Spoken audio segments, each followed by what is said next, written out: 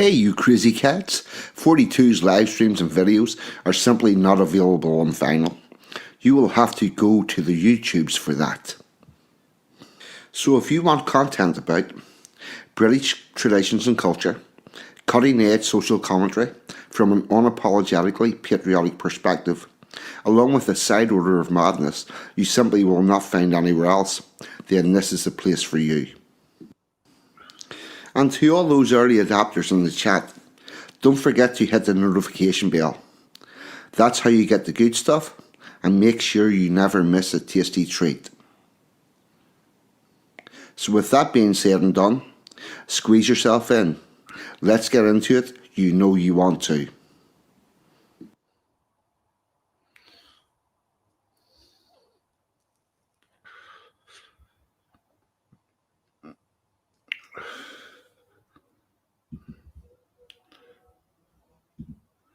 Good afternoon, good morning, good evening.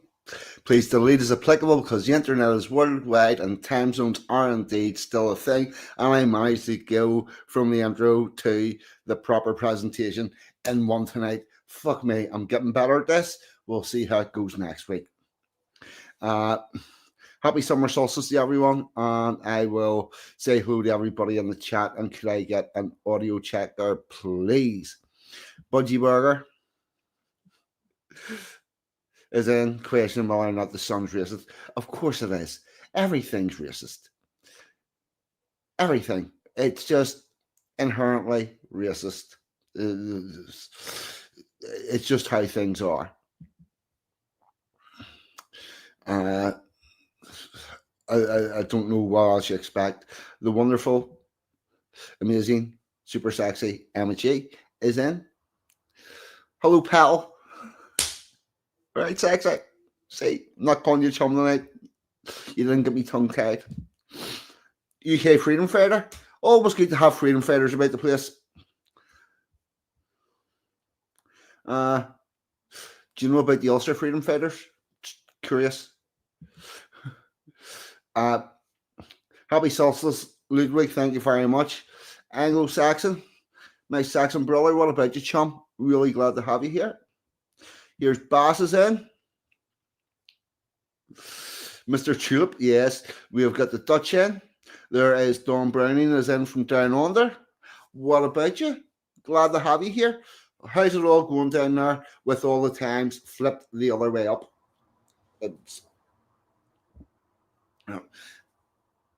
You've had your, yes, happy winter solstice to the Australians. You'll find this quite amazing. Whenever we have our longest day, they have their shortest day, and we have our longest night, they have their shortest night. It's all totally in reverse because we're on other sides of the world. There you go.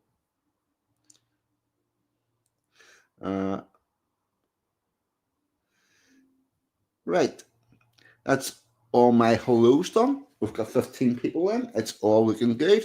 And I'm going to, yes, do the shout outs and the hellos and all of that good stuff. So, first thing, tomorrow night. Ooh, charmed to have you here. Because they are down on the rest of us. Welcome aboard, charming anarchist. Glad to have you here. A couple of new names. Hopefully, the word of the show is spreading, and we're going to have new people on here, which is always welcome. Thank you very much. I'll do this every Saturday night. Feel free to hit subscribe and come back for more of this. If it turns out to be your thing, it may not. You never know. And the special K's in with the acid. What about you? Nah. Right, shout outs. Tomorrow evening, Jack London and Ragnar Ironspear, I believe, will have a show. I believe they will have a guest. I have no idea who the guest is going to be. So you'll need to find out for yourself, but have a look about. Now, a couple of shows I'd like to give a shout out to. One of them is Curry's is a Cure. an Australian girl called Robin, who will keep you abreast of what's happening with the worldwide news and what's going on with all this woke shit, and particularly the efforts that are going on in Australia to try to combat it. So, Courage is secure.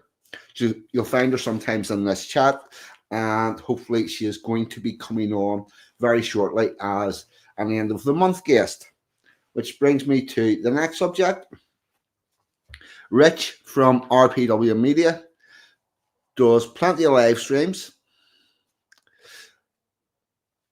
I'll come back to the chat in a minute, but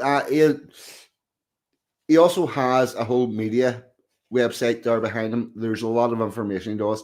He does good shows. Get yourself over to RPW Media. Normally, the chat is very friendly over there, apart from last night, whenever it was not. Because, and I am going to address this, because it needs addressed.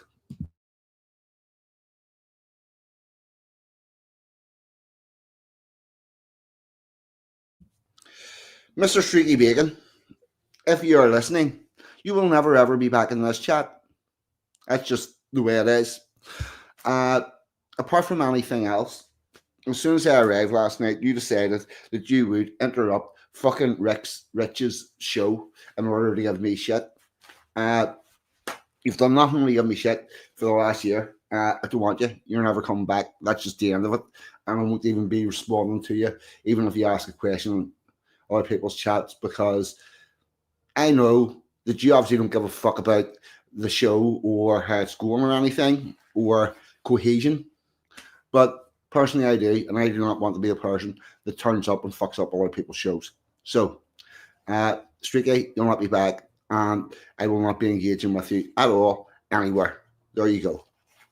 And if you're wondering why, it's really simple, because you're a cunt, and you are disruptive. That's why. Nothing to do with anybody else, only to do with you. We're done. And relax. Now, moving on. Another show I like to give a shout out to is the Waffle House of Dave's Waffle House, every weeknight from 8:30. It is home of the world famous best duck race on the internet, which occurs every Friday night. There are many ways to get ducks. You can win ducks by contributing during the show. You can buy ducks. You can be gifted ducks by other people. And all the ducks have a swim up the river. One duck wins, and the person who stuck that was, they then get to spin the wheel of doom to see what prize they will get. And also, I can't remember.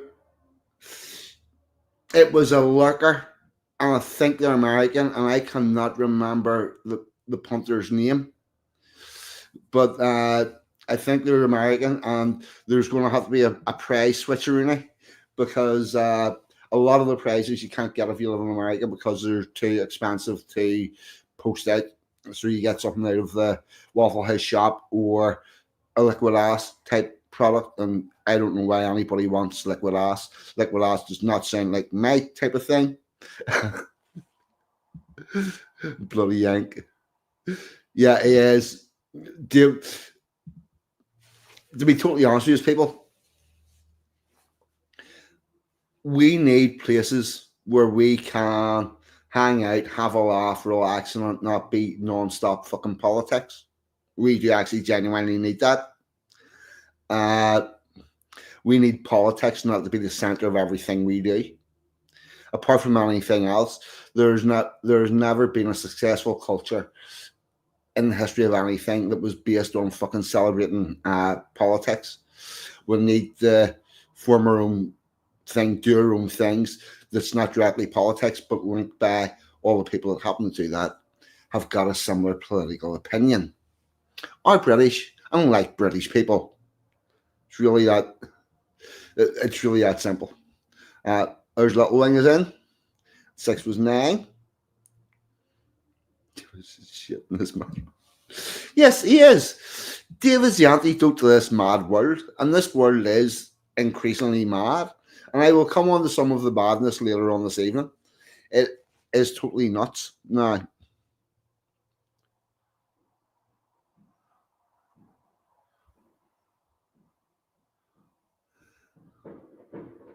oh, and there's Willie's in. And just at that, I can hear fireworks. Uh,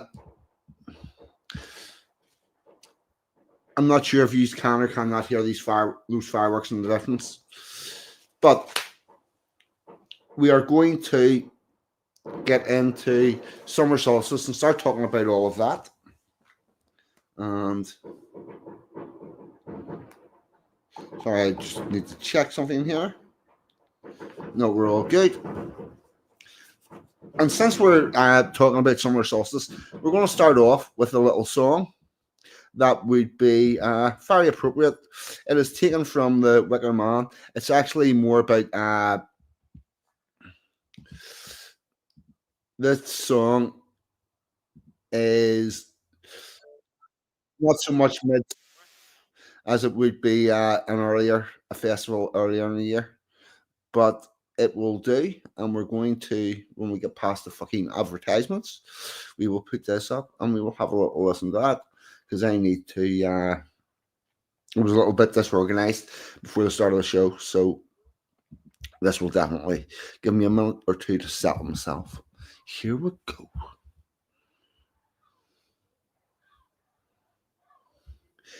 Present. Share screen. Share screen. This song's called Corner Eggs, and by the way, this song was written by Robbie Burns. I did try to get a version of it that was not Wicker Man related, but I did. All those ones are still in Highland language, for want of a better word. It's a mixture of English and Scottish colloquialisms, and really hard to understand. So we're going with this back to StreamYard. Here we go. Welcome to the solstice, and turn that to that.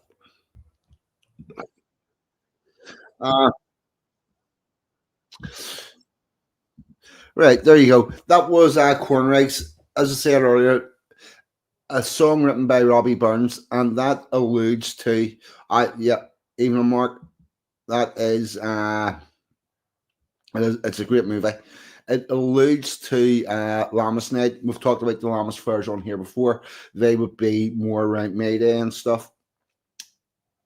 Actually, no, Lammas is further on the year. But all of these festivals have this tradition of ham fisting or going a man or taking your significant other and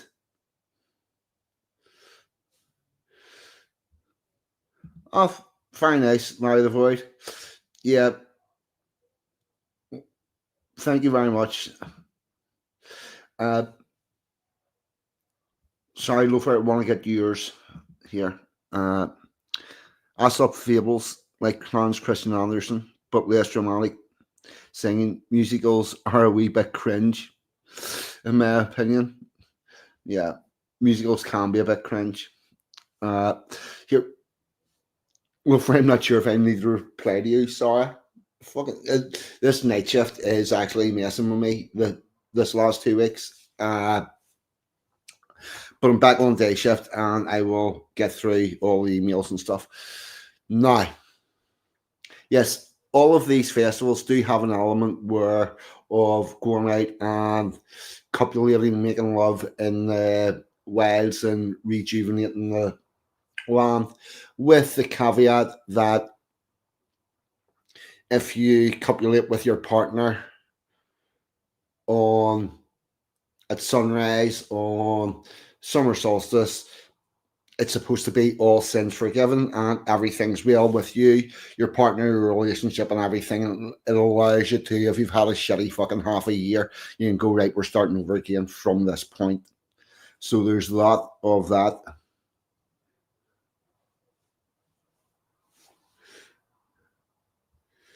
Aesop. Why, thank you, Miss Browning. Because I'll be totally honest with you, It's something that I'm going to have to look up now because I'd never heard of Aesop, uh, but I am interested to learn. This is the other thing. Uh, well, like so, Dawn over here, did you actually give me ideas and stuff that I can look up? And to be totally honest with you, if it hadn't been for this man here, point me in the right directions to look at what happened with fucking Normans, I would have a I would not have as good an understanding of English history. So there you go. Uh, it it does it does help, and nobody loses by gaining new information. Uh, so yes, that was a little bit about a little bit of culture, and now we're going to look at what National Geographic has to say about summer solstice. And I will, as always, give my little two pence worth on their opinions, and we'll see how we go.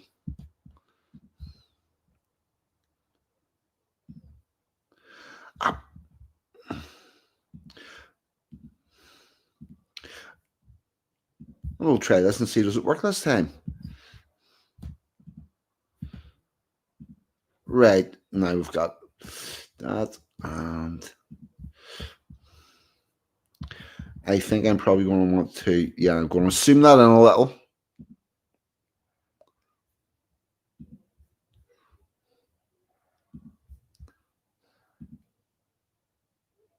Oh, fuck. I am a dick.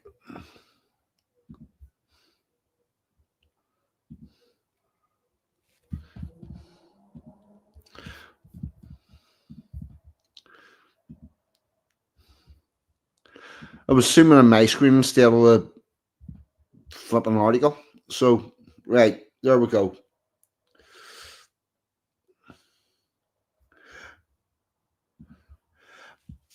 Yeah, it's really weird, Don. I've got big gaps in the stuff that I know. Uh, because it's not, you're never going to guess this. Growing up in Belfast, didn't get the best education in the world.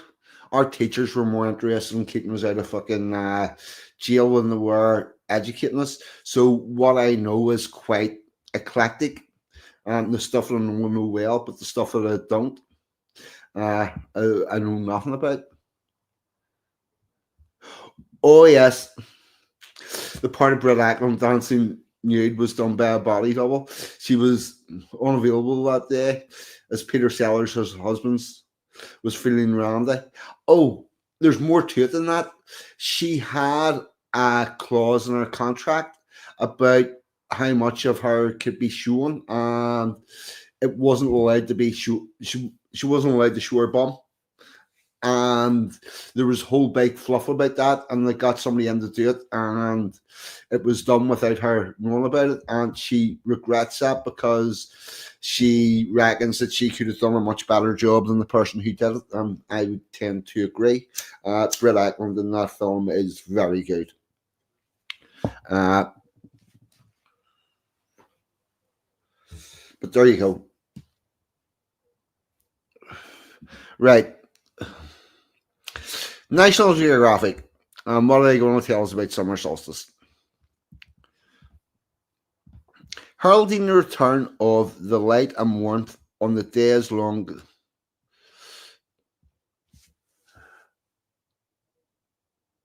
This is National Geographic.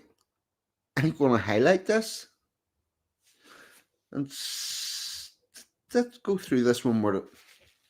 Heralding the return of the light and warmth on the day's longest year is a ritual as old as time. I think these fucking idiots have got some words in the wrong place. I think it's supposed to be the year's longest day. That would make sense. And that, my friends, is how seriously they take this shit. Like, nobody caught that. They don't have fucking proofreaders. It's been on the internet since God knows when. I don't know. You fucking spell something wrong on Facebook, you've got 300 people tell you what the problem is, but this just gets to stay on National Geographic. Mm. Anyway, we shall continue. It's one that holds religious significance for many groups, including Druids, Wiccans, and other neo pagans. But it's by no means only a religious celebration. People of all faiths and none gather on the day of the solstice to share the universal experience of the changing seasons. And this, my friends, is where we begin to have the problem. Because this should not be a celebration for people of all faiths or none. Uh, this should be a geographic celebration for the people that live in that area to do it together or on their own as individuals. But we've had historical issues with hippies and other sorts of bullshit turning it into a music festival as opposed to a religious festival, which then brought everybody into it. And we will have more of that later. But for the moment, I shall continue. Celebration of midsummer in the British Isles reaches back centuries, with various festivals falling around the longest day. In the Christian era, these were assimilated with feast days such as St. John's Eve and St. Peter's Eve. Certain themes have long run through the festivities. One of them is light, with bonfires and fireworks, always featuring prominently.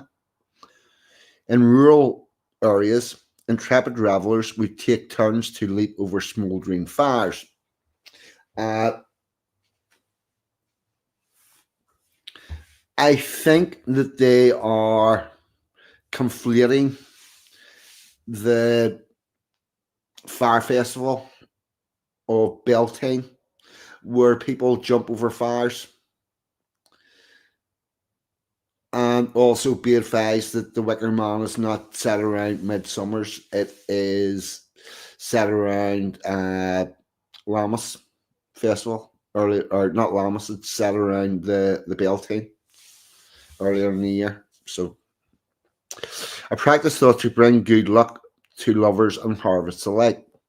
Uh, William Shakespeare may have set his Midsummer's Night Dream in an ancient Athens, but his choice of themes reflects the promise of midsummer in 16th century England, because it always was quite the racy event. It was time to be brash, it was time to explore your sexuality, it was time to be happy and enjoy life with your fellow countrymen or villagers. Yeah. At this time, Morris dancing, crop blessing, devil banishing rituals were common rites, along with plenty of good old fashioned drinking. The fire is part of devil banishing. There was walk cattle through the smoke of the flames to uh, protect the cattle, but it also deloused them. So there was a practical application. This all sounded too much like a good time for the Puritan killjoys of the Reformation, who put an end to the midsummer and other pagan festivals in the 16th century. That's right, they said, God damn it, you're going to behave like Christians.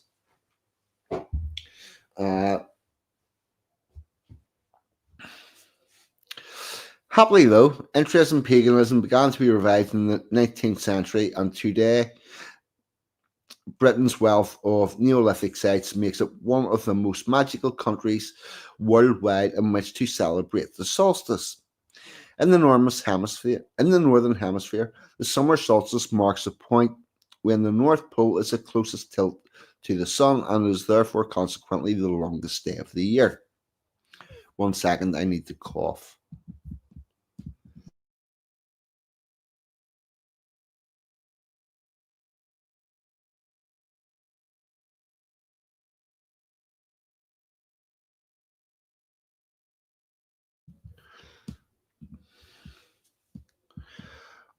What the hell happened there?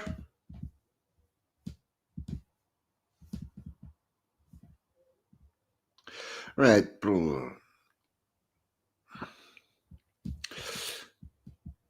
Happily though, interest in paganism began to thrive in the 19th century, and today Britain's wealth of Neolithic sites makes it one of the most significant countries worldwide in which to celebrate the solstice. The summer solstice falls on the 21st of June in 2022. Yeah, so this typo has been wrong for at least a couple of years. So, places where we can do this type of thing. The first one, obviously, and the one we're going to talk about most tonight, is going to be Stonehenge. Every year, upward of 10,000 revellers descend on Stonehenge for what is the closest thing to a summer solstice festival on British shores. It's actually not. Whenever you look at its function, gathering and bringing people together, and the size and the scope of it being invasive into people's lives and thing that people and the thing that people plan around, our current Midsummer Festival in the United Kingdom of Great Britain and Northern Ireland is indeed Glastonbury. That's where all the people go to. That's where they go to venerate themselves. That's where they go to pray to the god of woke. There's your current British Midsummer Festival. It's not that far up the road from Stonehenge either. Just bear that in mind, people.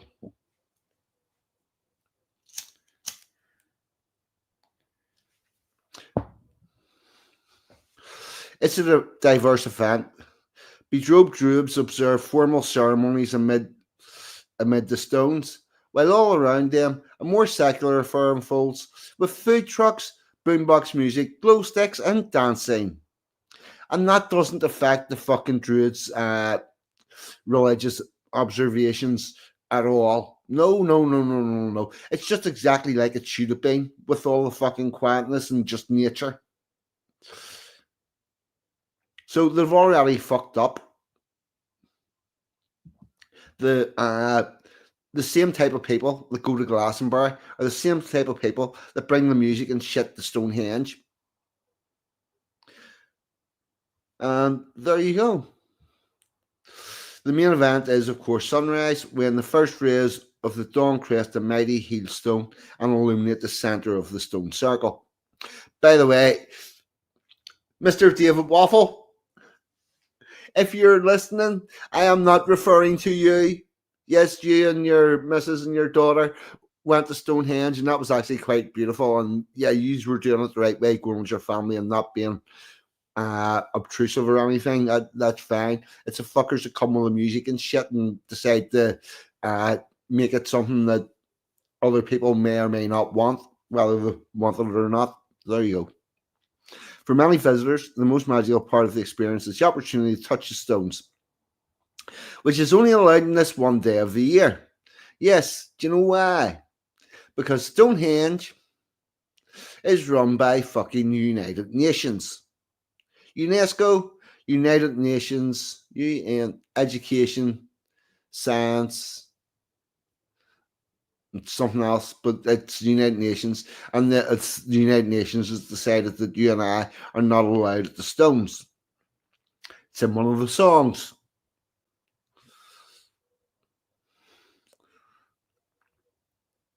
It is important to be respectful, though, and remember that the stones hold religious significance for many people. Well, let's see. Avery. Avery is just 24 miles north of Stonehenge. Anybody in the chat tell me how far Stonehenge is from Glastonbury? Just out of curiosity. I think you English people would know that better than I.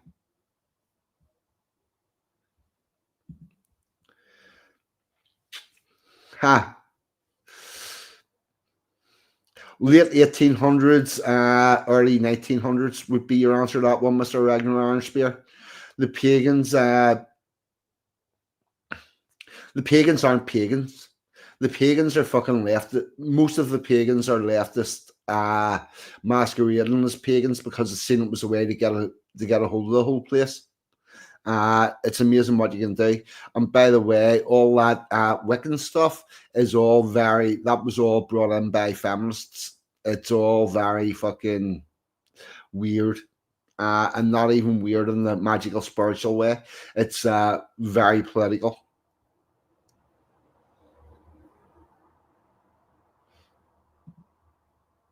Andy Belshaw, welcome aboard. Thank you very much for arriving. Yeah, 25 miles. It's even in the same place, mate. It's even in the same place. It is indeed.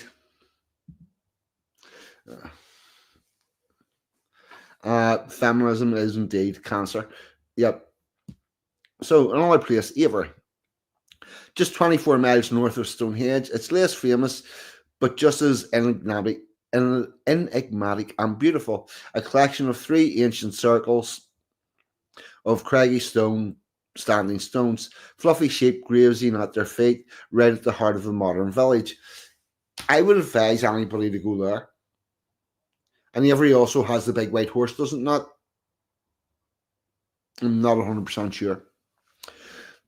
There are two other Neolithic sites within walking distance: the chambered tomb of West Kent Long Barrow and the mysterious man-made Salisbury Hill. I do love that Salisbury Hill video. I would also maybe take a look at that chambered tomb on the winter solstice and see exactly where the sunrise hits on that. That could be quite interesting, making this complex one of the most spiritually charged places from which to observe the solstice. Now, the theory behind spiritually charged land is it becomes charged every year with the ritual and the celebration. And because it's observed in the same way over many, many years, the land becomes charged and spiritual itself, the actual area itself. Now, Stonehenge, I would say, is no longer spiritually charged because it's been abused by the hippies since early 1900s, and they have rituals there that do not belong, and that power is going to be fighting with the power that the Druids have put in there over all those years, but still incredibly beautiful.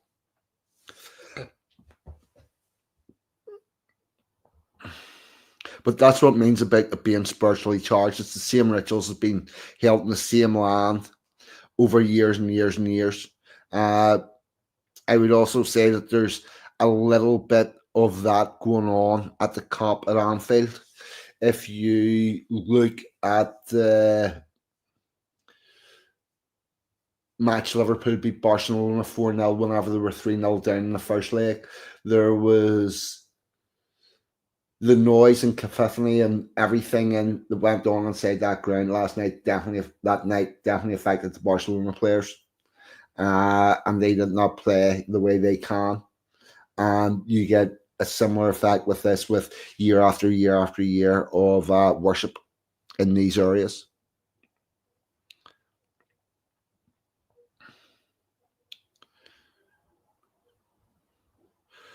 Solstice at the Abbey is a more peaceful and family-friendly affair than at Stonehenge. You could actually enjoy it there with peace. But it's by no means sedate. The Red Lion pub overlooking the stones is a sociable spot to begin the celebrations. Before fire dancers, musicians, dancers put on a show around sunset, kicking off drumming and dancing, which continues until dawn. Yeah, there you go. A lot of the day, they turn it into a party every fucking time. Brand crew Drew Wheels. atmospherically translating as the Mound in the Dark Grove. Brian Keldrew sits in the island of Anglesey and is one of the most famous Neolithic monuments in Wales. As a testament to the ingenuity of the tomb's ancient architects, its opening is aligned so that the sun shines directly into the inner chamber just once each year, at dawn and summer solstice. This is a place to celebrate in peace and appreciating the beauty of Anglesey's countryside and meditating on the spiritual significance of the changing seasons. Uh, there's a very large passage tomb in Ireland called Newgrange that illuminates on winter solstice uh, at sunrise. It's not uh, well, it is a feat of engineering to be able to do that, particularly back then with all those large stones and all. Uh, there's a lot of them. A lot of passage tombs are lined up. About half of them are lined up to illuminate on either summer or winter solstice. And it's pretty much a half and half.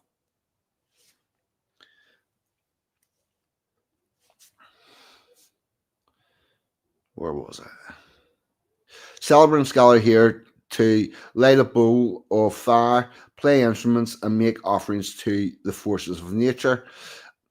Afterwards, throughout the longest day, workshops of flint knapping, pottery, rock art are held here. Well, possibly. What?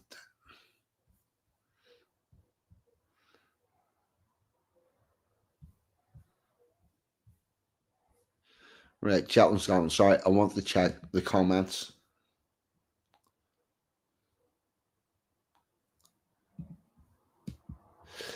Yeah, I'm not a fan of that.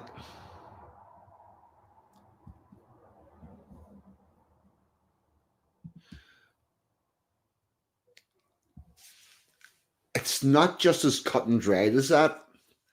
Uh, Whenever the Romans come over, they didn't do a total swap out of the population. So they drastically reduced the quantity. But whenever the Romans left, we still had those pagan religions. Uh, Although it was also beginning to change as well because we also had Christianity coming along around that time. Somewhere, but somewhere between somewhere between the Romans and 1066, I think we became Christian, and I'm not exactly sure how. I, I don't think that was everybody went to bed pagan and woke up Christian. I think that happened in stages with different areas and different people and whatnot, and people transferring over. The the Romans were about at come to the end of the pagan era, but I don't think they were directly responsible. If you know what I mean. I don't know. It sounds like I'm trying to fucking sit in the fence, but it wasn't just as cut and dry. Would be my opinion on that one angle.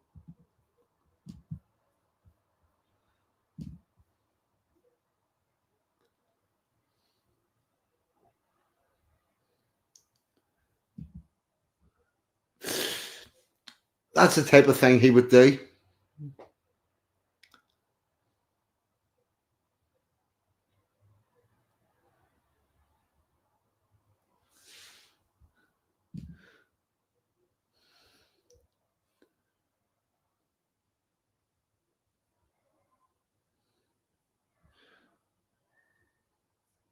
Right. Sorry, I'm going to carry on. Mm. Shetland, Scotland. The further north you travel in the UK, the longer the summer days.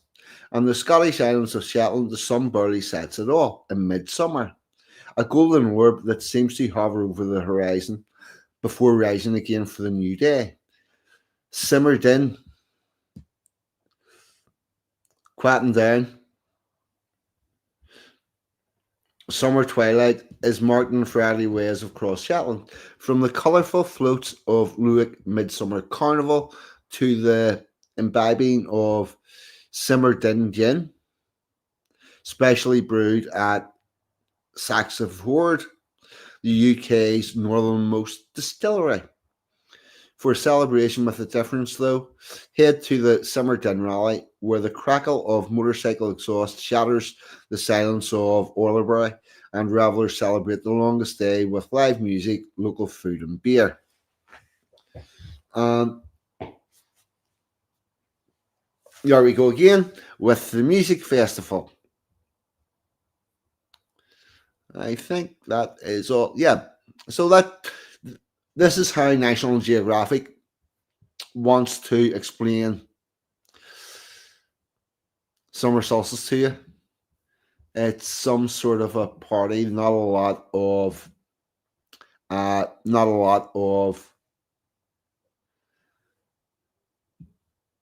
information for it. So, we've got another thing about summer solstice, which I think, yeah, how to celebrate the summer solstice rituals, traditions, and folklore.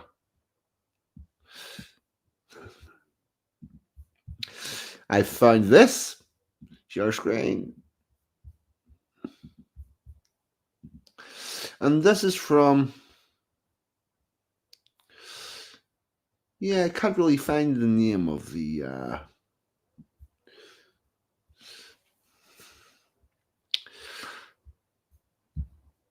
Now I think this place actually does a better job of explaining it. Summer solstice, also known as midsummer, marks the peak of the sun's power, the moment of a moment of wild abundance, golden light, and ancient music. In 2025, the sacred turning point falls on the 21st of June in the Northern Hemisphere, ushering in the longest day and the shortest night of the year. In the Southern Hemisphere, the same date brings the winter solstice and a time for reflection, stillness, and quiet, and the quiet return to the dark. So, there you go. This place they've got it quite good. Summer celebration, winter reflection. Across centuries and cultures, rituals have honoured the solstice as a celebration of life, growth, and fertility. And fire, other one never mentioned fertility. From stone circles and mountaintop fires to quiet home altars, it's time to pause and feel the pause of the earth beneath your feet, to honour the power of the sun and your place in nature's rhythm. So, what is summer solstice? Summer solstice occurs when the sun reaches the highest point of the sky, marking the longest day of the year. The solar peak usually falls between the 20th and 22nd of June in the Northern Hemisphere and has been revered throughout history as a festival of light, growth, and transformation. Transformation is important here.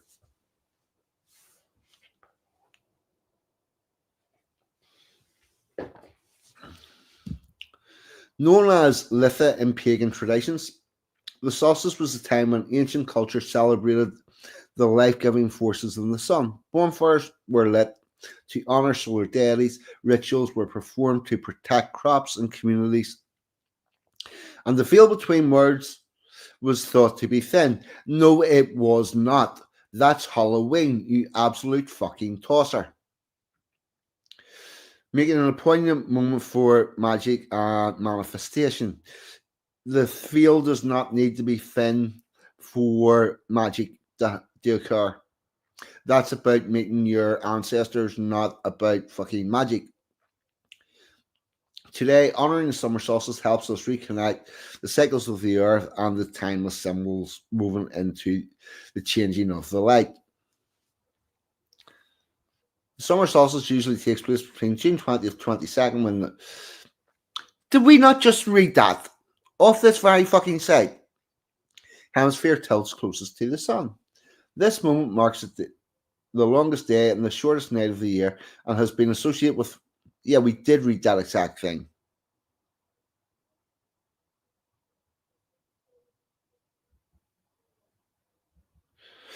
In ancient cultures, this also symbolizes the powerful turning of the wheel and the height of light before the days begin to slowly shorten. It was a sacred time for honoring the sun's power, blessing the harvest to come, and gathering in ritual to celebrate life's full bloom. Even in our modern world, the solstice invites us to realign with nature and step into the fullness of our own becoming. For pagans, druids, and followers of the old ways, the summer solstice, or Lilith, is a sacred fire festival. It represents the zenith of the sun's journey when the earth brims with its life force, vitality, and potential to celebrate with fire. I get the feeling that they are attempting to make lots and lots of points with the same words and make this longer than it needed to be. Feasting and rites of fertility. Lena was a time for high magic and joyous connection.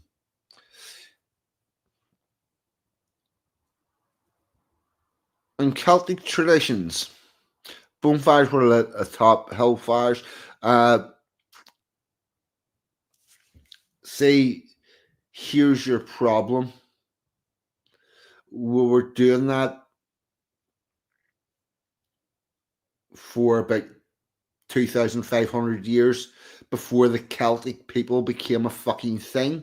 Like they literally, not only had they not got as far as Britain, they they were not even Celtic tribes were not a fucking thing when Stonehenge was being built. They hadn't been invented, and their forefathers were busy living in Europe, so nothing to do with us. Bonfires on lit on hilltops, yes. By Celts, no. Honors the sun god and asks for blessings upon the land. In Norse mythology, the solstice honored the radiant gold Baldar. These rituals were not simply celebrations, but were ceremonies of protection, renewal, and gratitude, offering a deep reverence for the land, the light, and the mystery of the seasonal change. Summer solstice and symbolism, fire, abundance, and the sun. So it's giving you the colors: gold and yellow for the sun's strength, green for fertility, growth in the earth's abundance, and red and orange for passion. Plants and flowers: St. John's wort, traditionally gathered. Sunflowers and marigolds, solar symbols of joy. Roses and daisies, celebrating love, beauty, and blossoming potential. Oak and birch, sacred trees, representing endurance and new beginnings. And the animals of solstice are the bees, the butterflies, and the eagles and hawks. And my biggest question in all of that is whenever we name butterflies, did we get it right? Because I think they should be called the flutterby, because they flutter by. Foods, whatever the fuck you can get your hands on. But they're saying fresh berries and stone fruits, honey and bread, grilled seasonal vegetables or meats. Remainders of the fire and the feast. Herbal trees and traditional ways to celebrate. Communities across the world have long celebrated the solstice with dance, fire rituals, and connection with the land. All sites at sites like Stonehenge, gatherings still honour the rising sun. Elsewhere, traditions include weaving flower crowns, jumping over flames, and staying up through the shortest night to welcome the dawn. These rites are more than folklore, they are embedded acts of devotion and ways to root ourselves from the primal cycles of death and rebirth, light and shadow, and shape every part of our natural world. And then it says, wear summer solstice jewelry as a symbolic talisman. Where would you get it? Where would you get such jewelry? Oh yeah, in their shop at 160 fucking pound. That's where you would get it. So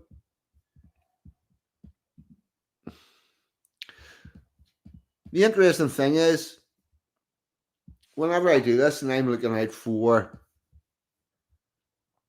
new sources for stuff to tell you about, and what I'm finding more and more often is the only place that has any fucking halfway decent information are fucking shops. And they're only providing the information because it's part of their grift, and because it's part of their grift, they're quite happy to put to mix and match different parts of different traditions all into one fucking thing. And that, my friends, I believe is becoming a problem. Uh so there you go. There's my take on where we are with summer solstice, our current traditions. Basically, my opinion is Galloway fans and friends and family, preferably your lover. Watch a sunrise out in nature and renew everything with each other. Yeah, rewriting history via the festivals, which is actually quite scary.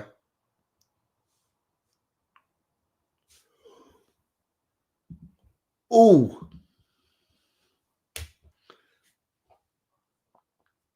I'm not sure, but it's going to be soon. Pack exactly, we are being watered down. We are indeed being watered down and taken away from what we are. That's my takeaway from summer solstice. I honestly think that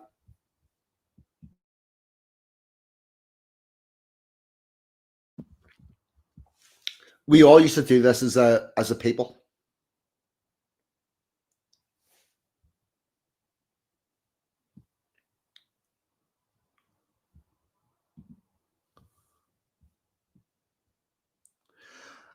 Ah, fuck! I can't hit that link. I'll tell you what I'm going to do, Brad. I will come back to that link in a moment. Uh, I'm going to play Salisbury Hill. Uh,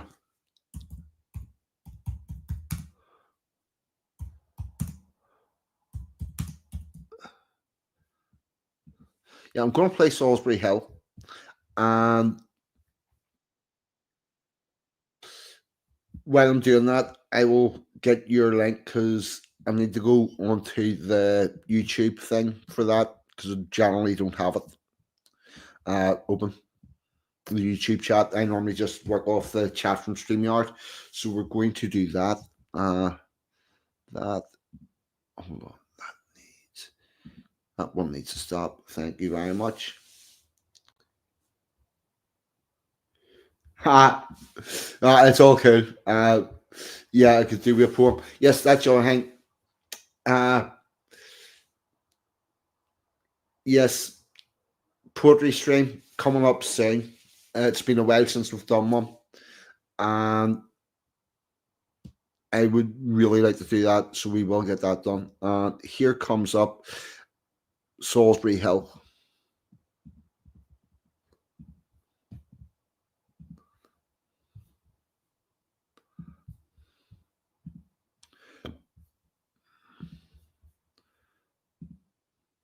There, all sorted. At Curry's, you know.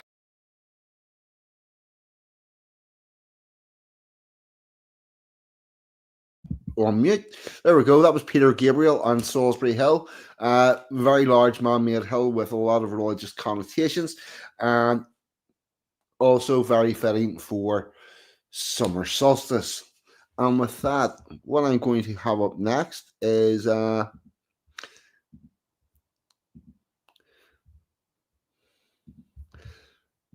we have an article here. The authors in the chat. This is from Brad. Where did your last comment go? Yep. This is from Brad James. I'm going to read this. The other thing I'm going to do is I'm going to put this because I can do this. See, fucking all over it today. And there's a link. Everybody go subscribe to Substack because I'm pretty sure you need this information. Here we go. And this is an ode to old folklore and the summer solstice. The green man stood among the foggy haze of a June morning. Potential lay in the air and breathed through the grass. Solarbius and unsure, halted at the crossroads of heavy dew and waited summer air, laden with the timeless promise of midsummer dawns. He ran his hands across the tall stalks of grass. The blades made him smile as they ticked his vibrant skin. Birds sang and sunlight teased the fate of the season in placid warmth legacy, awaiting a power he had known for how long. He surpassed ancient. He had known this world from the morning of all mornings, heard the utterance of the first word, and was being first word and was being of that birth cry. He he was, and so was she. And that's the Green Man. And he always appeared first, his custom as custom dictated. He always died first, as custom dictated. He smiled, he would come back and approach this day again. He was incorrigible, a female voice prophet. He smiled and turned to face the woman, approaching as an ethereal mist that held memories of secrets of day, dark youth, maturity, and dotage. Her remnant was of the speckled moonlight and the will-o'-the-wisps caught therein, drifting on breeze and humid night in white garb, carrying the heritage of people. Every breath of emotion was held in her motion, as if flowers frolic and turned to her passage of emotion, was held with the motion of the flowers frolicked and turned to her passage through the dawn meadow. Her footfalls bellied sunlight, promises of love, family, lifetimes, generations that came and went being held in the bosom of deep time, collective memories and the expectations in our blood. Her garb was a shade of daisy petal that glowed with the passion of summer days, winter snow, and all of the trades and climate between. Her hue was the timid morning, suns awaiting the full mystery day, glowing from within her skin was exuberant as the summer was brushed and the leaves of the green man who smiled. Another year, he greeted. The moon mother inclined her head, reflecting sunlight lay beyond the concept of the purpose and lay in the realms of it is superlative in the form of rhetorical meaning. Another solstice is always a blessing. Her bird-song voice agitated the fresh day with calm.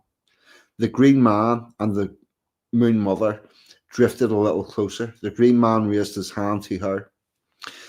A small bouquet of honeysuckle twined through his roses, birthed on his ruddy hands.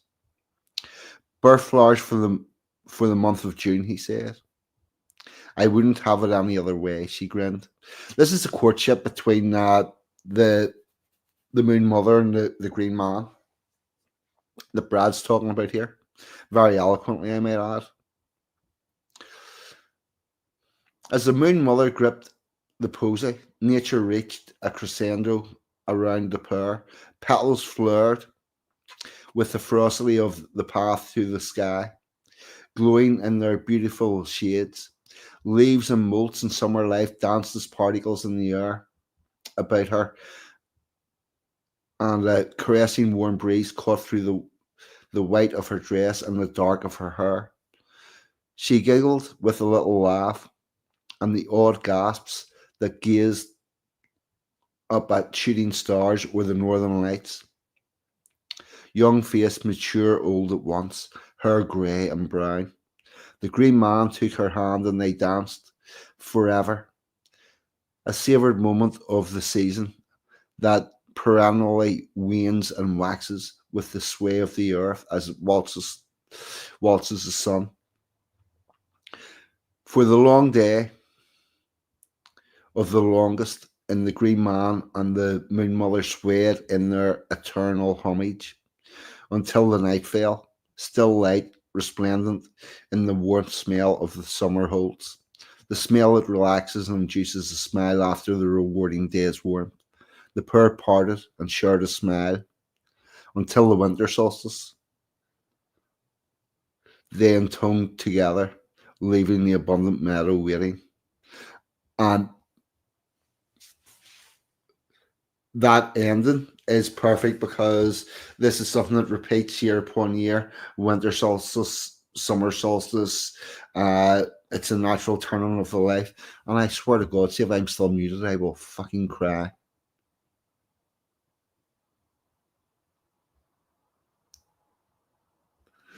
So there you go. That is Bradley's Substack. Mate, very well written. I really enjoyed that. Probably go back and read that on your own so that you get I don't think it flowed just as well as it could have done. Thanks. Yeah. Brad, that was excellent. Thank you very much. Get yourself signed up to him. Now, what else we're going to do? We are 1 hour and 9 minutes.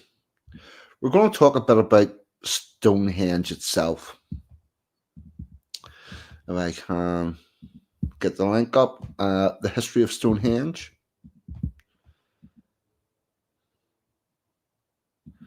And this is coming from the Encyclopedia Britannica.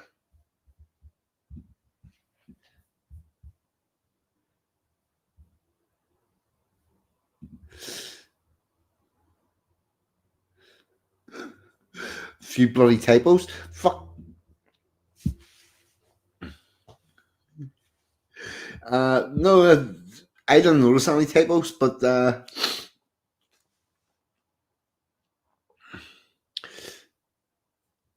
with your work, it needs read with the right fucking flow and whatnot, and probably work better in a second or third time through. But because it is well written, unlike the reports that I normally read. But thanks very much. And right, a bit about Stonehenge and its history. We will do this. What do I like on the screen? I don't know because I haven't put it on yet. There we go. And that is going to need to get larger.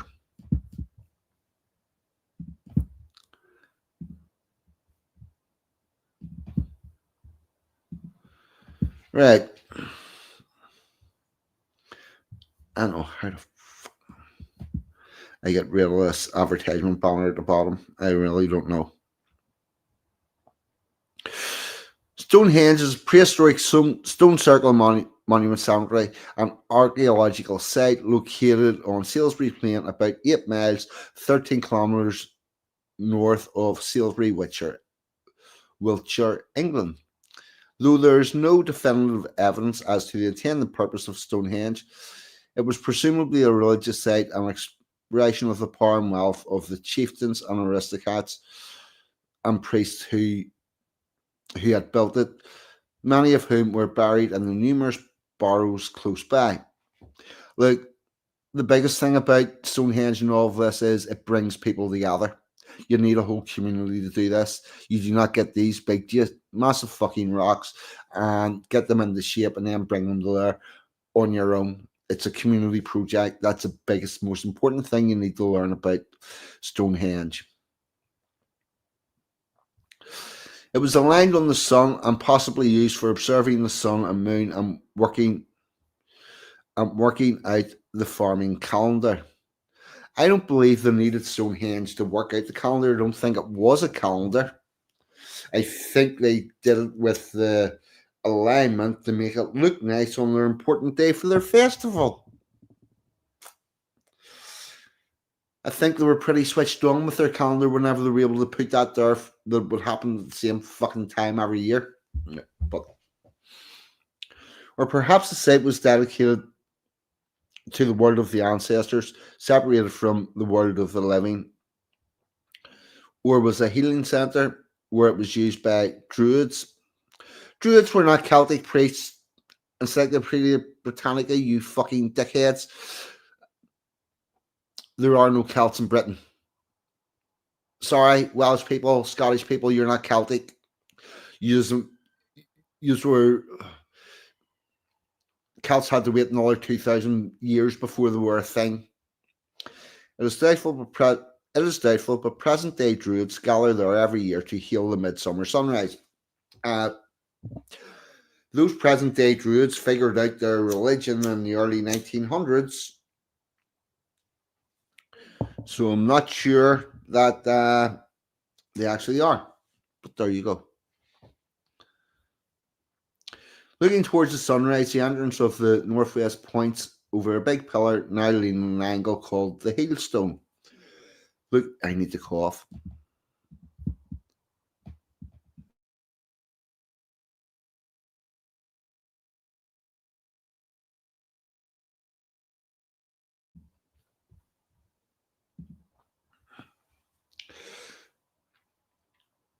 It could be a star calendar of sorts, but I don't think it was there to plot anything. There was other stones put in that indicated the quarter years and whatnot, but I think they just built it to have significance in certain days.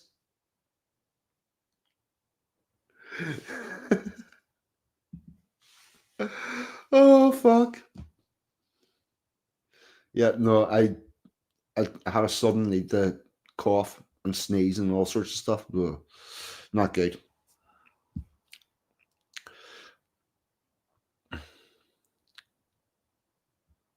It was aligned in the sun and possibly used for observing the sun and moon and working out the farming calendar, or perhaps the site was dedicated to the world of the ancestors. Or I read that. Blah, blah, blah. Looking towards the sunrise, the entrance of the northwest points over a big pillar now called the Hailstone. Looking the other way points to midwinter sunset. The summer solstice is also celebrated there by huge crowds of visitors. Stonehenge was built in 6 stages between 3,000 and 1,250 before Christ. And was another 1,000 years before Celts arrived. During the transition from the Neolithic period, the New Stone Age, to the Bronze Age, as prehistoric stone circles, it is unique because of its artificially shaped Saracen stones, blocks of secret, arranged in post-Enlightenment formation, and because of the remote origin of its smaller blue stones, igneous and other rocks from 100 and 150 miles away in South Wales. The name of the monument probably derives from the Saxon stan henge, meaning stone hanging, or gallows, along with more than 350 nearby monuments and henges. Ancient earthworks consisted of circular bank and ditch, including the kindred temple complex at Avery. Stonehenge was designated a UNESCO World Heritage Site in 1986, and that's whenever we stopped getting access to the stones. Stonehenge has long been the subject of historical speculation. Ideas about the meaning and significance of the structure continued to develop in the 21st century. English antiquarian John Avery in the 17th century and his compatriot archaeologist William Suckley in the 18th century Both believe the structure to be a Druid temple. This idea has been rejected by more recent scholars. However, Stonehenge is now understood to have predated by some 2,000 years the Druids recorded by Julius Caesar. Yeah. So touching on what I was saying with Anglo earlier, it took fucking many generations for this to go from its first use to its last use and to be and then become a disused site, for want of a better word. So these people will have changed religious practices, they will have changed farming practices, they will have uh, they will have fought wars and battles and all sorts of stuff during the time that this was. So there's no one. It's been passed down from one generation to the next. Uh, until incredibly recently, the only people that really would have had any call to it would be Indigenous English people because they're the people that live there. Now we've got people that are not Indigenous to English that are living there, and fuck knows what's going to happen. Particularly with the way the current festivals are going, with the addition of all sorts of things that shouldn't be there. I don't know how yet. Once you've broke the seal of allowing stuff that shouldn't be, I don't know how you ever get that closed again. So, fuck knows what the future holds. And with that, I want to check the chat.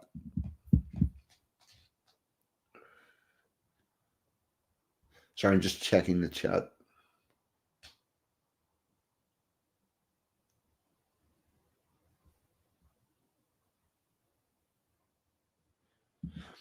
Yeah, there's been a lot of chatter recently about where the stones actually came from. The really interesting thing is how they got them standing up. And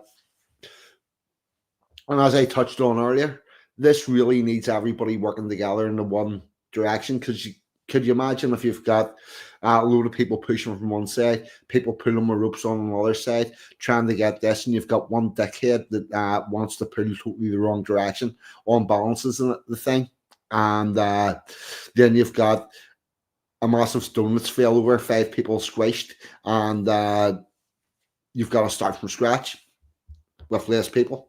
The biggest thing about all these stone circles and big projects is people have to come together and work together, and it teaches people how to do that. In 1963, American Australia Gerald Hawkins proposed that Stonehenge had been constructed as a computer to predict lunar and solar eclipses. Other scientists also attributed astronomical capabilities to the monument. Most of these speculations, too, have been rejected by experts. In 1973, English archaeologist Colin. I like how they immediately went to talking about. I like how they immediately went to talking about how the archaeologists and historians and shit talk about it and not what it actually is.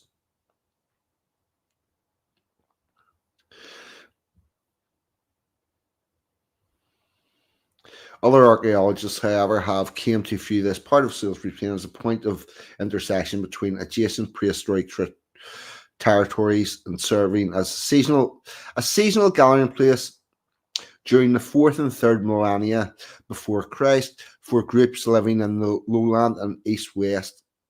In 1998, Malglasey archaeologists proposed that Stonehenge was built as a monument to the ancestral dead and the promise of the stones representing the eternal life thereafter.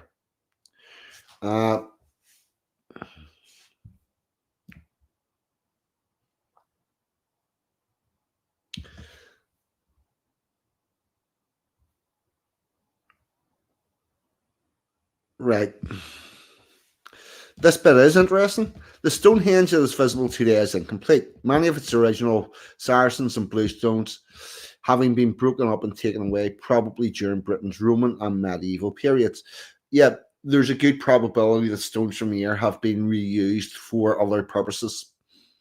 The ground within the monument has been severely disturbed, not only by the removal of the stones, but also by digging to various degrees and ends since the 16th century. Oh, it also currently has a problem with worms, because worms are digging in round the stones and then they're coming out a couple of feet away and depositing that soil over there. So there's a mound starting to appear around it, but as 32 put it, we've got another couple of thousand years before those wriggly bastards have the whole thing covered.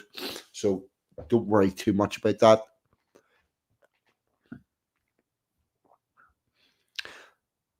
When historian and antiquarian William Colligan noted that ashes and pieces of burnt bone were found, a large deep hole was dug within the stone circle in 1620 by George Villiers, the first Duke of Buckingham, who was looking for a treasure. A century later, William Stuxley surveyed Stonehenge and its surrounding monuments, but it was not until 1874-77 that Flanders Perry made the first accurate plan of the stones, and in 1877 Charles Darwin dug 2 holes at Stonehenge to investigate the earth-moving capabilities of the earthworms. Fuck! I didn't know Darwin was coming up in the worms, and I had just talked about that. The first proper archaeological excavation was conducted in 1901 by William Gould. Like, in the 1870s, I didn't know what it was.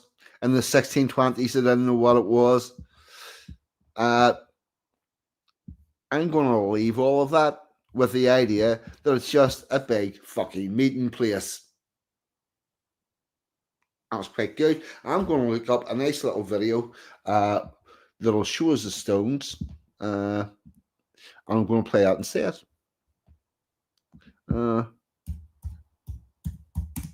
Yeah, I don't know, some 2 to 3 minutes of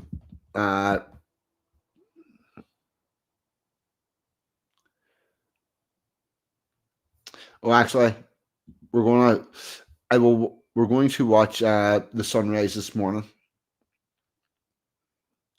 It's a sudden decision. I want to look for the videos. That's what.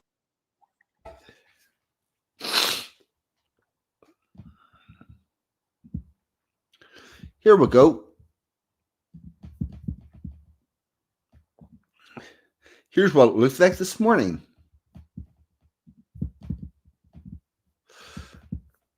Check out your religious community experience today.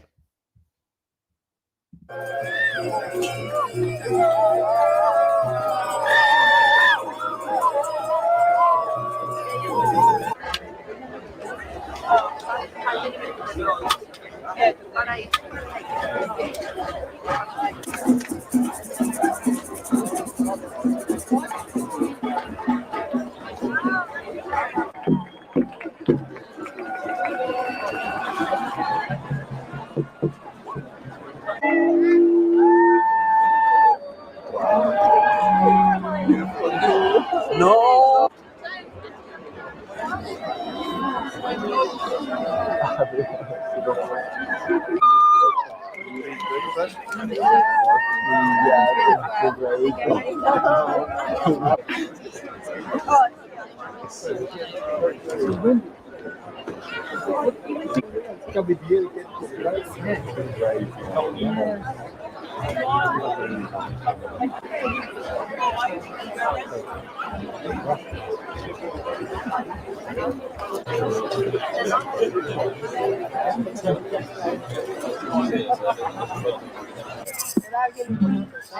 Hasta que tengas acento, ¿verdad?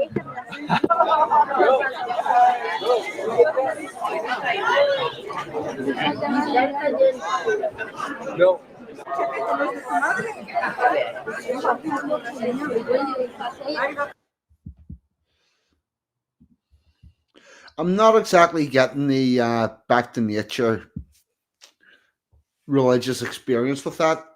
I'm just not. I'm sorry, but I'm not. Uh huh.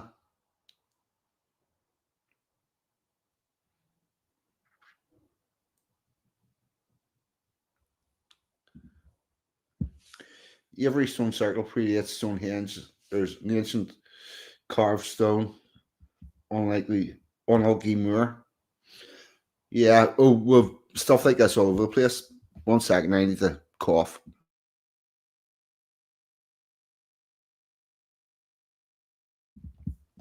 Emma G was saying that she's been having a bit of the sniffles, and I think I've got it in sympathy because I've been sneezing, and whenever my nose runs, it makes me cough more because the fucking snotty goes down the back into my throat, and I've already got a fucking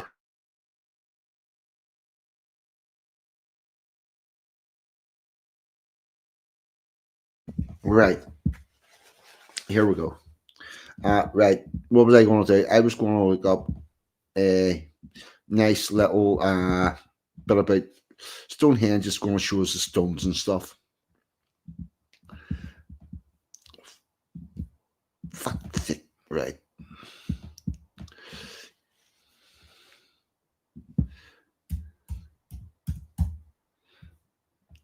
Yeah, there should be a little.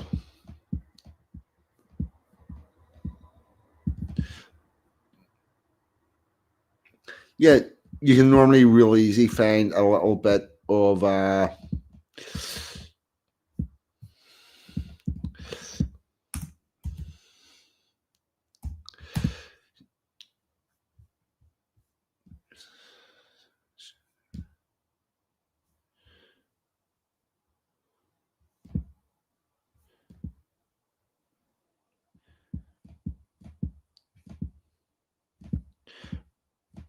right.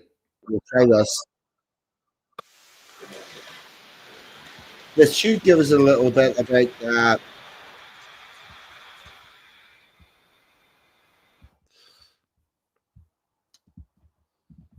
we go. A little bit about the stones. Dun, dun, dun, dun, dun. Share screen. Ah, yes, the dark side of Stonehenge. This is actually very good.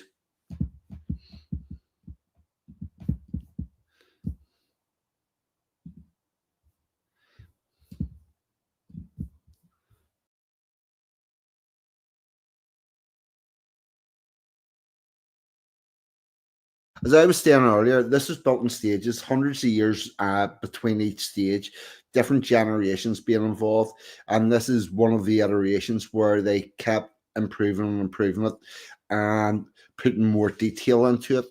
Uh, Play on there because this is actually quite a good picture because see the size of the stone compared to him. Can you imagine if you've got 100 people all hauling on that, trying to push it up into the right position, and you've got one dickhead that's pulling the rope sideways instead of horizontal instead of vertical, and on weighting it. In order to do this, you need communities where everybody's willing to work together. And whenever you have people like fucking Streaky Bacon that's pulling in a totally different direction, you can't do this shit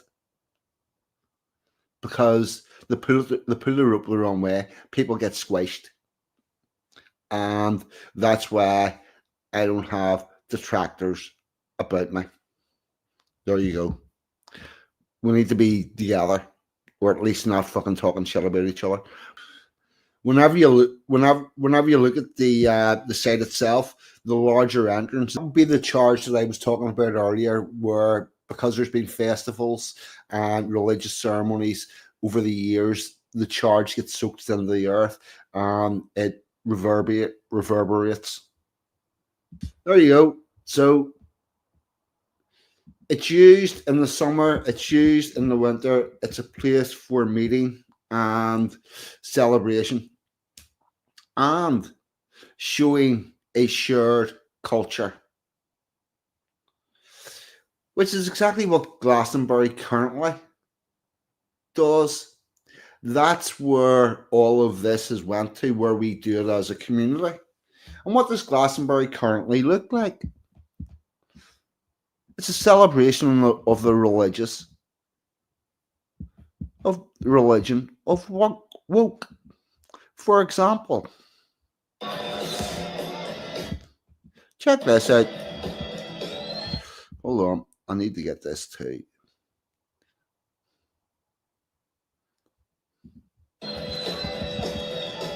Why is this not?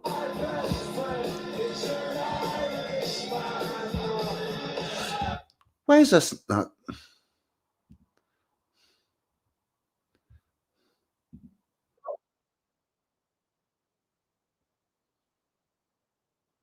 Hold on. Right. Hopefully we can get this to work.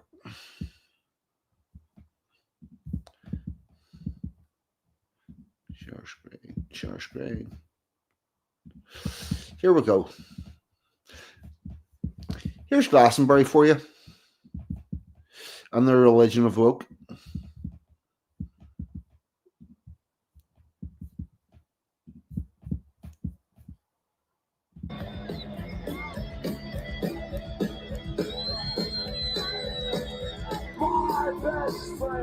Thank you, migrant folks. Getting packed right stuff around. There we go.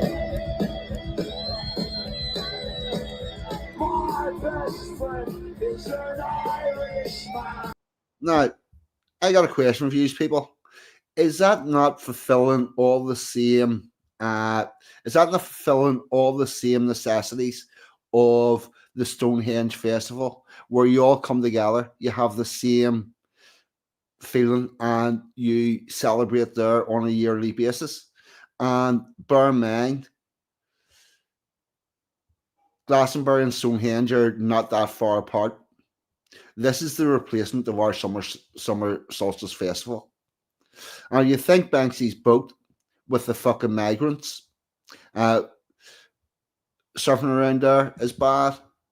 Like, you shouldn't knew. Well, Estelle, thank you very much for subscribing. I do this every Saturday night. We talk about history, culture, from a unapologetically patriotic British point of view. And welcome aboard, and thank you very much. Another punter at Glastonbury. If you can see that far. Right. Because I've got stuff to talk about here with this. This is our new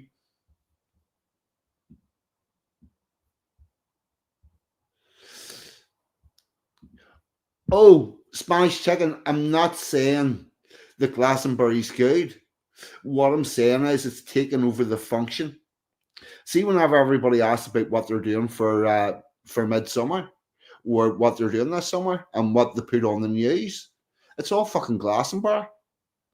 Our summer festival gets our traditional summer festival gets a passing comment in the news, and Glastonbury is a really massive event. And what makes these mass social events is public inclusion and public participation.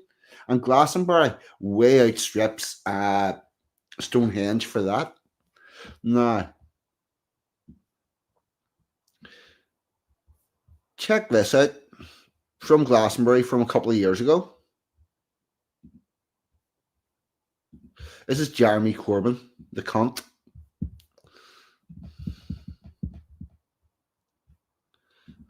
Add that to the screen. Check this out. because we've got views on this.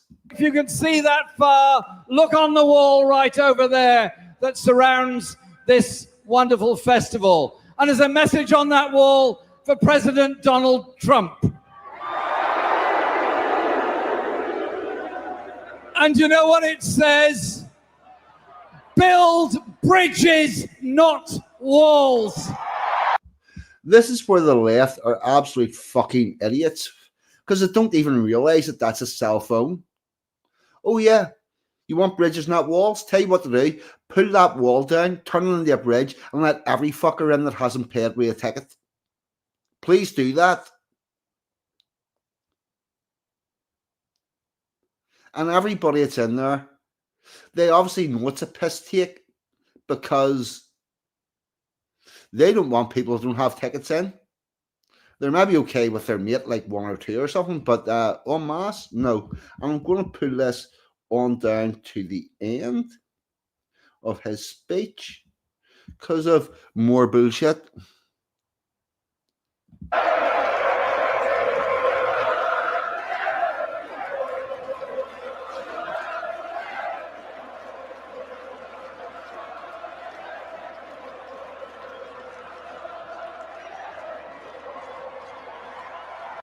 Now, the very fact that that happens shows you that there's no diversity inside that crowd. They're all fucking Labour lefties. They're all fucking wankers, and that is them going there to pray. Because woke is a religion. Climate change is a religion. You have to believe to believe the priests, which in this case are the scientists, with no actual evidence. And you've also got to somehow believe that the temperatures of the Earth's controlled by carbon dioxide and not the fucking ball of fire in the sky. You have to believe that uncontrolled immigration is a net positive, whenever uncontrolled immigration has never done anything good to any country in the world. You have to believe all this weird bullshit to fit in at Glastonbury.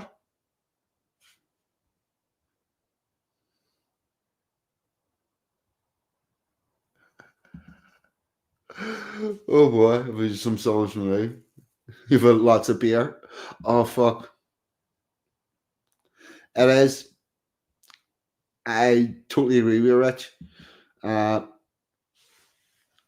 it's religious. And not only that, they're going to have fucking Kneecap there this year.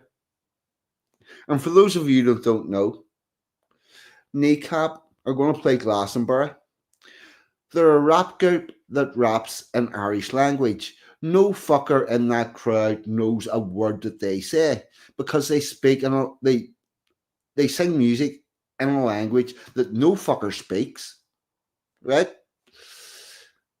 And give their media interviews in English because nobody could understand them if they did it in Irish. And one of them is up in court for terrorist charges, including saying that you should kill your local MP. And lots of English people in London turned up to support them, including Paul fucking Weller. Yes, Paul Weller, him with the jam, with the red, white, and blue roundels. Oh, fuck. It has to be a piss take. It has to be Anglo, because nobody knows the words. Like, they're just, that's a religious thing. Do you like Kneecap? Ah, yeah, of course I do. What do they sing about? I don't know. Well, can you sing me any of your songs? No, I don't know the language, but I love. Fuck off. It is just so stupid. It's unreal. I totally agree. In the absence of formal God, woke is a new pseudo religion. Prove me wrong. I totally agree with you. Let me see. 1 second.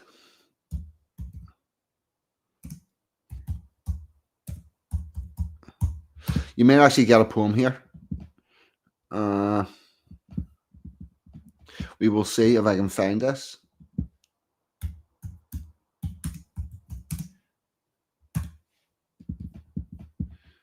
Oh yeah.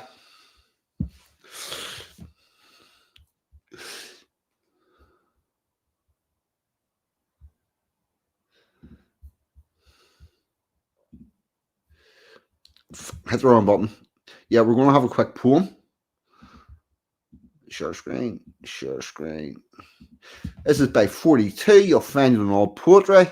It's called Fuck You and Your Sandal Wearing Friend Too. And the picture of the condoms, because fuck the system, but watch out, it's diseased, use protection. I have a warning on global warming. It's just a major conspiracy forming. They got floods when expecting heat, and so the name they did delete. Rethink and rearrange, and then they call it climate change. But it's really all a farce. They can shove it right up their arse. The earth gets hot, the earth gets cold. Indulge me, if I may be so bold.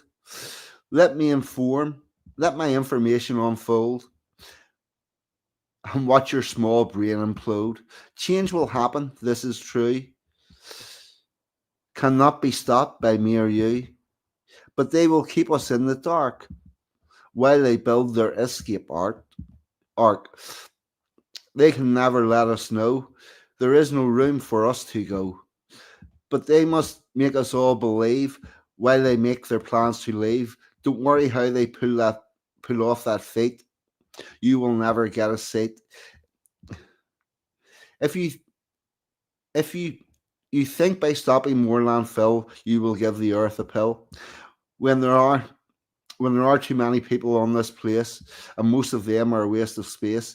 So if you want to clean a slurry pit, just get rid of all the shit. Lose the homeless and starving. If you have the nerve, let the starving eat the homeless and the rich pay to observe, and then remove all the unemployed. Too long my taxes they have enjoyed. And if we keep up this pace, the rest of us can have some space. What's next on the list? Politicians, what do? They are actually employed by me and you. All they do is remove our choices, refuse to hear our shouting voices, keep us down and make a fuss, but forget they are paid by us. We can take instruction from the Lord, cleanse them all by the sword. If you want the proper annihilation, put the church into the equation. Preaching thou shalt not kill, unless of course it is God's will. Cleanse them all, let this sword fall. God can order, kill them all. So to all of you that make the rules, stop treating us like fools, using bulbs that shed no light. Will that really solve our plight? And your new reusable bag, will that make the progress lag? Reuse the products that we make, will serve the earth, give me a break. The whole thing is just so fake. So you do-gooders can stop looking pissed, or you too will end up on my list. My message is simply fuck you and your sandal wearing friend too. How long ago did I write this? That's from 2012. That was quite an early one. There you go. And read like a stammering idiot.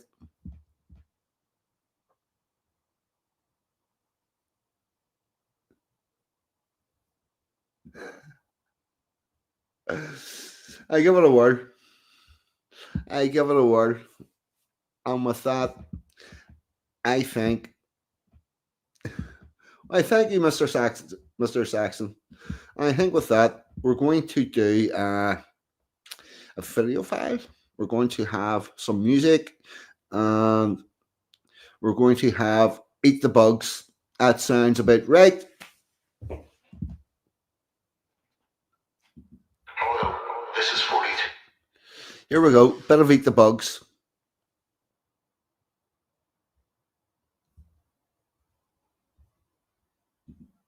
This is 42 speaking. Welcome to the Resistance. You will own nothing, and you will be happy. And you will eat the bugs. Eat the bugs. Oh shit, man. Eat the bugs? You got me wrong. You got me so wrong. You ever seen a cave drawing of somebody with a spear hunting a mosquito? Well, me either. We eat meat and we have choices. You cook a hedgehog right? It tastes like chicken. Fucking chicken. I ain't eating your bugs. I ain't eating your bugs.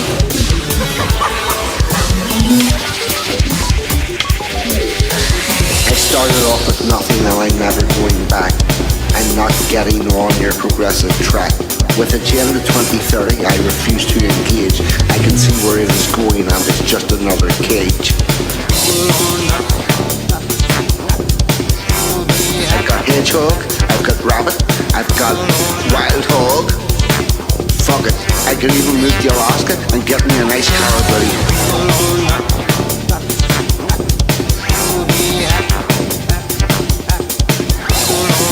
Fuck it, I'm not eating your bugs.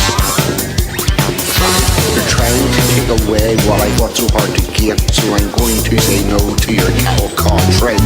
Eat the bugs, live in some communal pod with no fucking privacy. Oh, nothing and be happy. I've seen the people with nothing and they don't look happy. Eat the bugs, live in some communal pod with no fucking privacy. Oh, nothing and be happy. I'm not eating your bugs. Fuck it. Fuck it. I'm not eating your bugs. Fuck it. I'm not eating your bugs. Fuck it. Fuck it.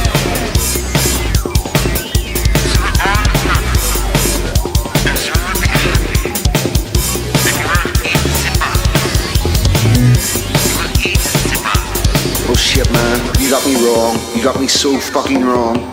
There are millions of us in the UK, billions worldwide, unvaccinated, striding out into our third winter of death with not a care in the world.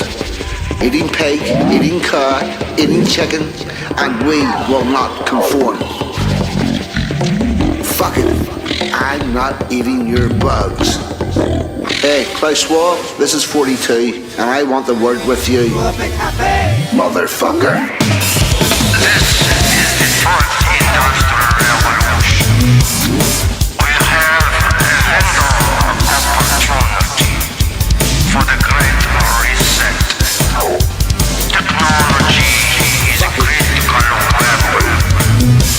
History is truly a turning point. We can shape a better world, and we will reglobalize to make it a better place.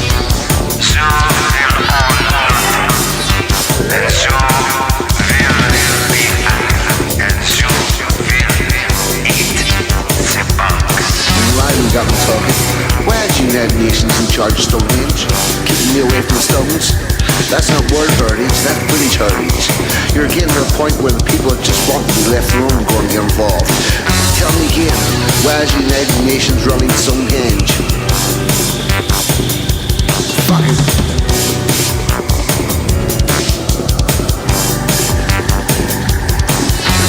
Stonehenge museum's a fucking Peri Mountain Range now all by UNESCO, so you and I can never go.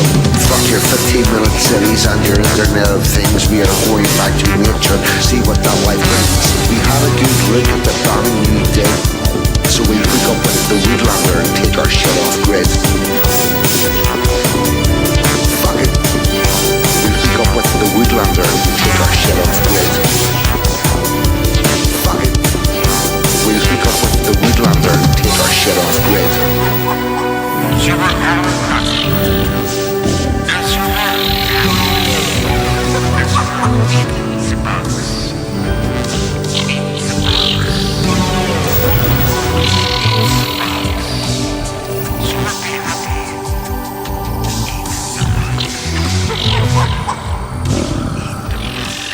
This is 42 speaking.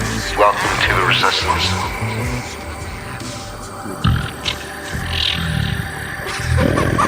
Fuck it.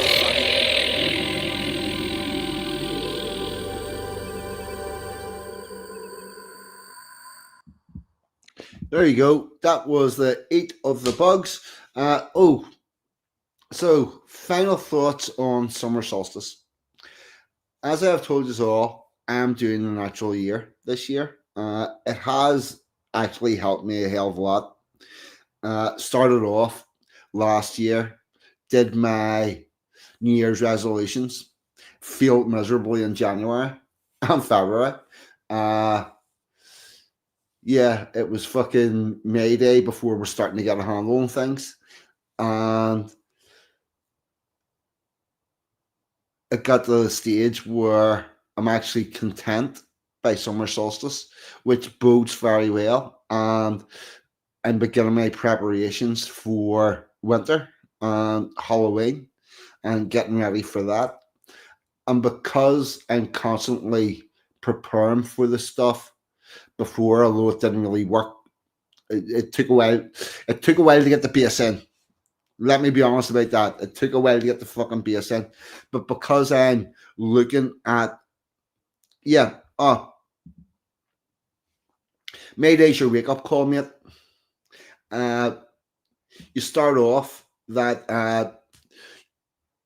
You start off with your resolutions, and they should have you set up for Mayday. And if Mayday's come along and you're not on a level pagan, it gives you a wake up call.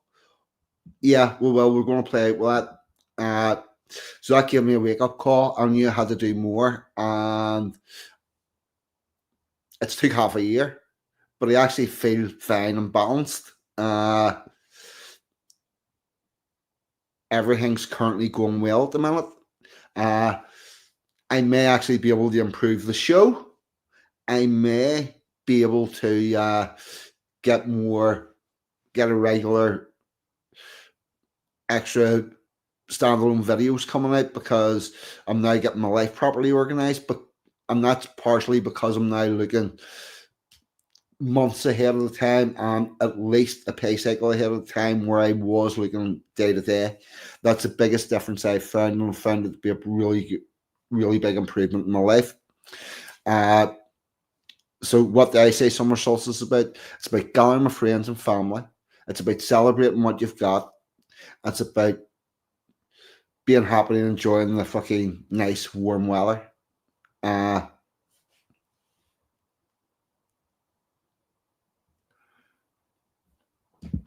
Yeah. Sounds to me, people and cultures are seen as interchangeable, fungible assets that transgress borders. Everything is seen as a tradable asset, and borders are seen as negotiable. You don't have a country. You exist in an economic zone. Look for it. That is fucking spot on. That's exactly what's happening. And we are treated as fucking interchangeable. And bear in mind, they are attempting to swap us out. And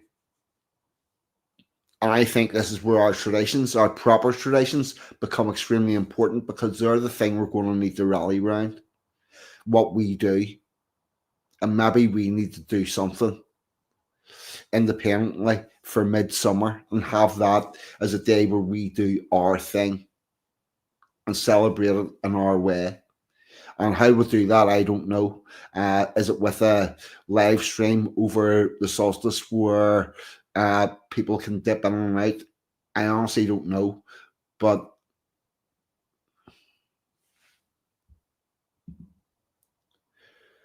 the biggest reason why I can't is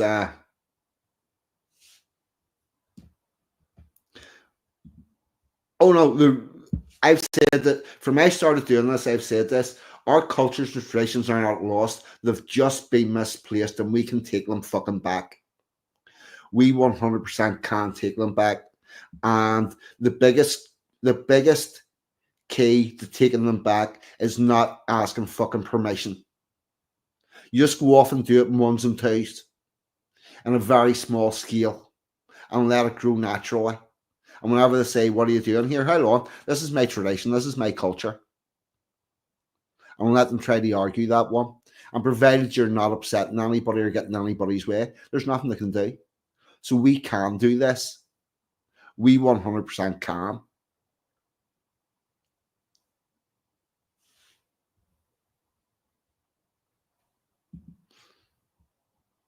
Yep.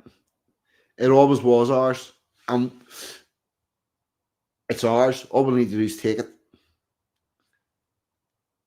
And the other thing I said about what makes any event important is how many people take part in it.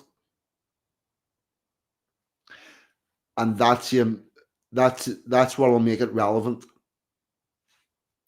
That's what will make it relevant, the amount of people that take part. Oh, Mac, what about you, brother? Hope everything went well. And I hope I kept you company on the drive home. I'll have to get a chat soon. So there you go. There's my thoughts on summer solstice and our traditions. We can just take them back. And I'm going to play out with what is very fitting harmony, melody, and rhyme, and which would never have happened had I not came across this man, Al Mac, that made all the music if it happened. You know, got other people that he knows involved in to get it done. And we can achieve. As a people, we are very good at cooperating and getting shit done. We are really good at that. It's how we've achieved everything we've ever achieved. We haven't been doing it right of late, but we can. That's actually, I'm not trying to put anybody down. I'm not saying we haven't been doing it right, but I'm saying we need to do something a little bit differently. And we need to take our shit back.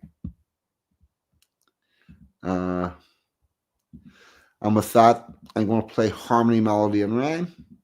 And I'll put all your comments up in the stream, up on the screen.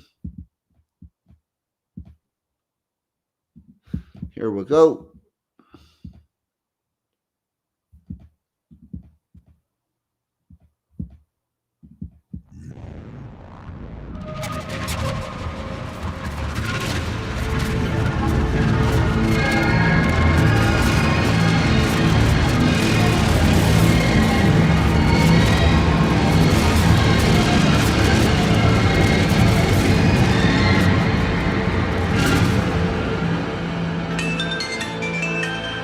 Hello, this is 42 speaking. Welcome to the Resistance. You are not alone, and we shall walk this journey together. What about you, John? If one brings a guitar and one brings a voice, then they stand together and make their own choice. Let us gather together those that can perform, and from the scarred timbers build our own platform. From that grand house they tried to burn down, there's gold in the ashes if you look around. Let us gather together those that can perform, then from those scarred timbers build our own platform. Build our own platform. We will sing words of wisdom. We will sing world. Harmony, melody, and rhyme.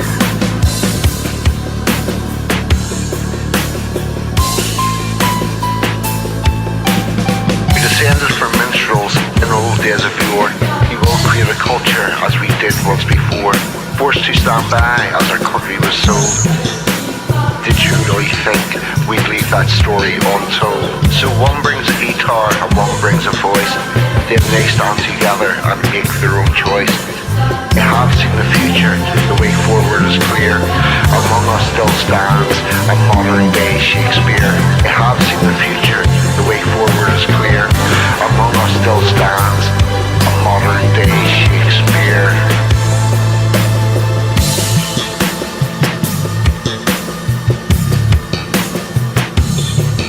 That's around the corner from me. As our country was sold, did you really think we'd leave that story untold?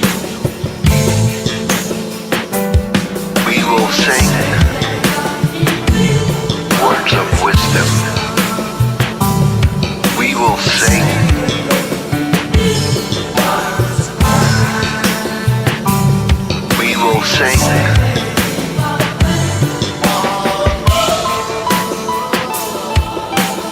Harmony, melody, rhyme.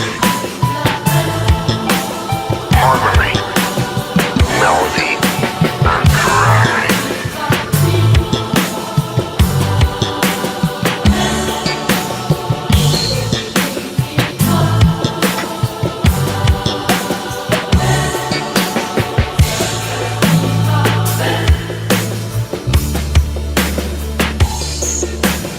So one brings a guitar and one brings a voice, then they stand together and make their own choice.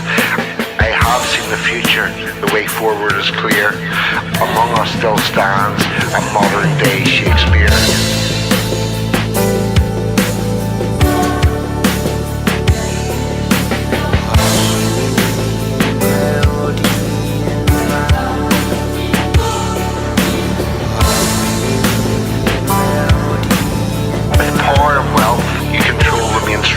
You never realized you could not kill a dream.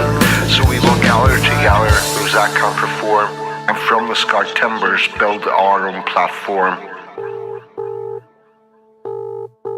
You're talking to 42. What about you, chum? If one brings a guitar and one brings a voice, then they stand together and make their own choice.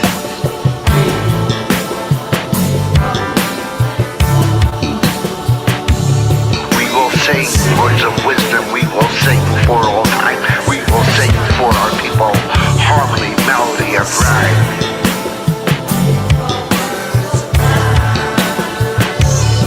We will sing words of wisdom, we will sing for all time. We will sing for our people with the ancient trilogy of harmony, melody, rhyme.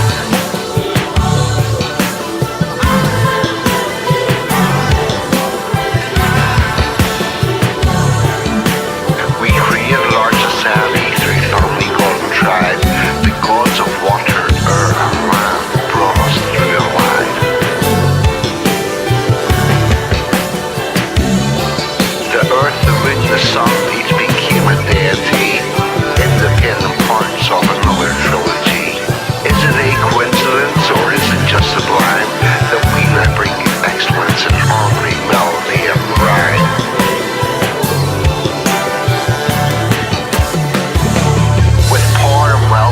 Control the mainstream, but you never realized you could not kill a dream. You cannot kill a dream, and we shall walk this journey together.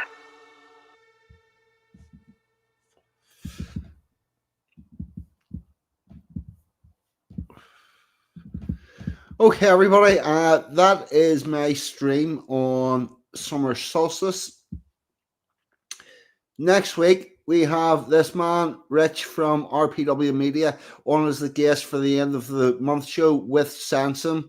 The usual light-hearted madness. No Max, so probably no stories about shit, but who knows? We will see. Other than that, I've been 42, and you lot in the chat have, as always, been fucking amazing.